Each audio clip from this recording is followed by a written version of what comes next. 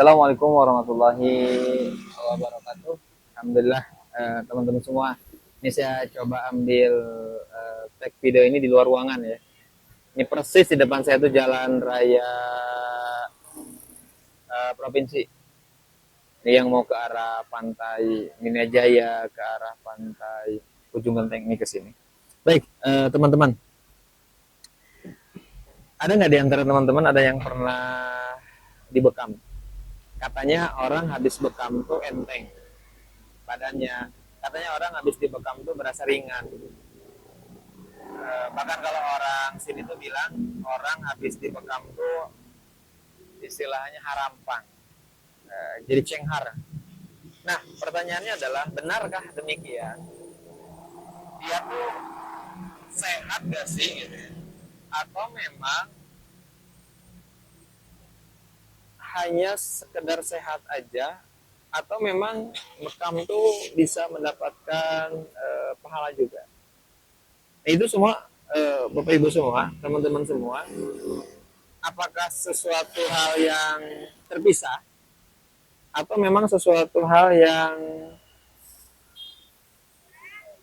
bisa sekalian gitu, sehatnya dapat,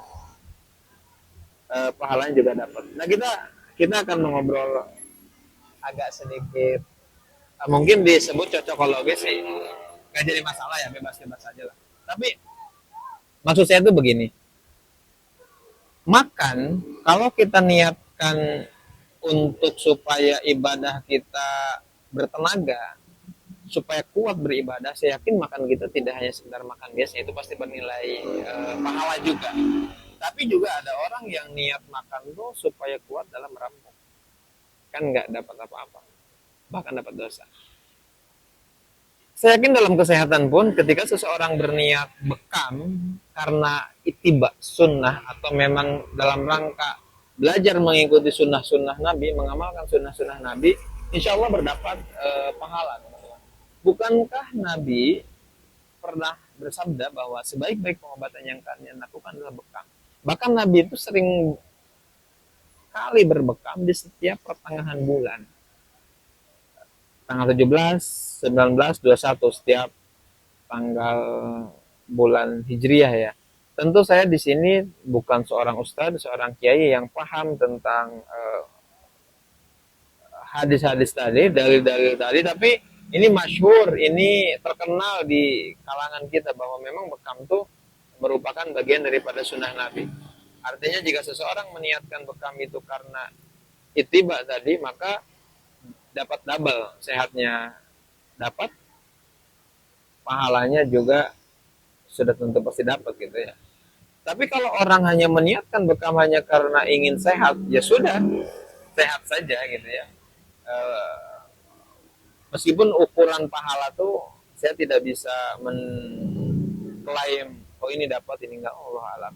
Tapi teman-teman, bekam itu sebuah konsep metode terapi yang luar biasa. Bagaimana Nabi ketika mau berisra dan mi'raj, itu setiap malaikat ketika naik dari langit satu kedua sampai seterusnya itu selalu berucap ya Muhammad mur umataka bil hijamah, artinya ya Muhammad perintahkan umatmu untuk berbekam. Artinya para malaikat itu seolah-olah ingin bilang ya Muhammad suruhlah umatmu untuk rutin berbekam. Karena ada pendemikian, karena dalam bekam itu terdapat kesembuhan. Di sebagian keterangan yang lain bahwa dalam bekam itu sebuah konsep metodologi penyembuhan kesehatan yang paripurna. Bagaimana dia tidak sekedar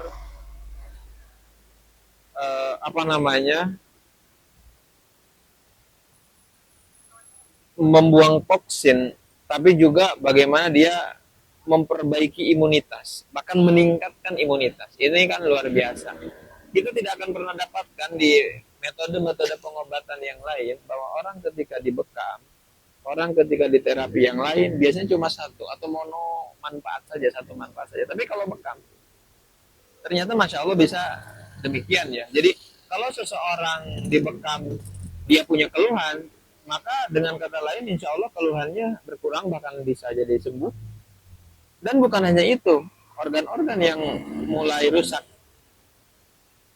imun-imun yang mulai tidak stabil itu jadi meningkat.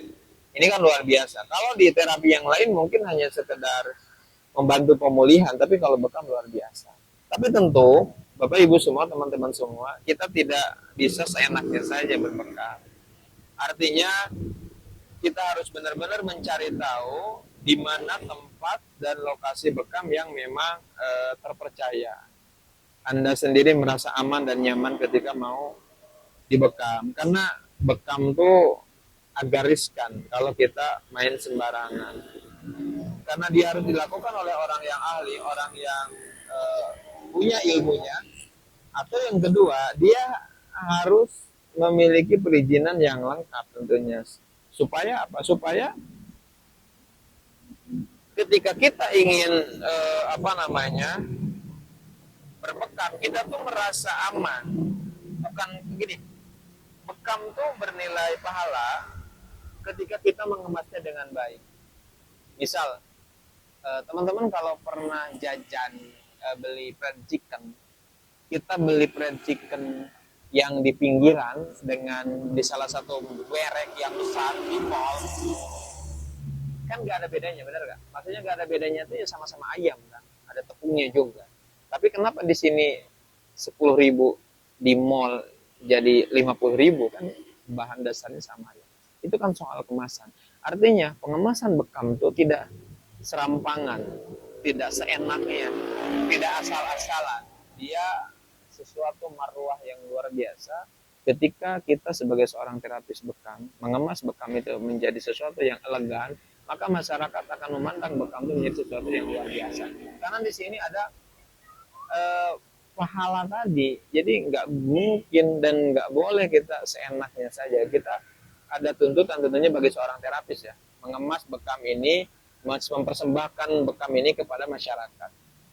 Jadi sekali lagi, bagi Anda yang mau berbekam, cari tempat bekam yang Anda dapat dipercaya, tempatnya nyaman, lalu kemudian juga legal tentunya, karena memang tidak sekedar kita ingin dapat pahala, dapat sehat, tapi juga kita ingin dapat kenyamanan. Seperti itu teman-teman. Di video-video berikutnya kita akan bahas tentang sejarah bekam. Kayaknya lebih seru.